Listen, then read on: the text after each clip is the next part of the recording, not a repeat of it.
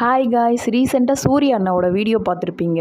அக்ரம்லேருந்து 51 மாணவர்கள் படித்து எம்பிபிஎஸ் பட்டம் பெற்றிருக்காங்கன்னு சொல்லி. அதில் எங்கூரில் ஒரு அண்ணா வந்து செலக்ட் ஆகியிருக்காங்க. இது ஜவ்வாது மலையிலே பதிமலை என்ற ஒரு கிராமம். சுத்தமாக டூ வீலர் கூட போகாது. ஏதாவது ஒரு அத்தியாவசிய செலவுக்குனா கூட எதுவுமே சுத்தமாக ஒரு வசதியே இல்லாத ஒரு கிராமத்தில் இருந்து அந்த அண்ணா வந்து அப்படி செலக்ட் ஆகிறது நினச்சி எனக்கு ரொம்ப ரொம்ப சந்தோஷமாக இருக்குது. என்ற ஒரு சின்ன கிராமம் தான் என்னோடய ஊர். என்னோடய ஊருக்கும் வந்து ஒரு அடிப்படை ஒரு டூ வீலர் கூட போகாத அப்படி ஒரு ஊர்.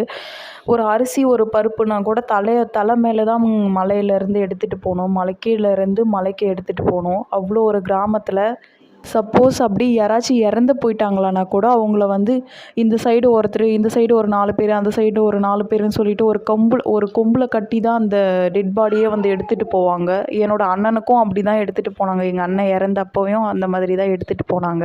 இவ்வளோ ஒரு அத்தியாவசியம் ஒரு அடிப்படை இல்லாத ஒரு கிராமத்தில் வந்து அந்த அண்ணா வந்து படித்து இவ்வளோ ஒரு சூர்யா அண்ணா கையில் வந்து சூர்யா அண்ணா தான் இதுக்கு காரணம்னு சொல்லும்போது வந்து சொல்லவே முடியல, வார்த்தையால் சொல்ல முடியல. அவ்வளோ சந்தோஷமாக இருக்குது. இவ்வளோ பிரச்சனைலையும் அந்த அண்ணா வந்து நான்லாம் இவ்வளோ பிரச்சனை இருக்கும்போது என்னோடய படிப்பை வந்து ஸ்டாப் பண்ணிட்டேன். எம்எஸ்சி போடலை.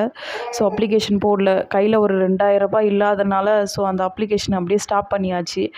அந்த அண்ணா இவ்வளோ பிரச்சனையில் இவ்வளோ வறுமையிலையும் படிச்சிருக்காருன்னா அது ரொம்ப பெருமை தான்.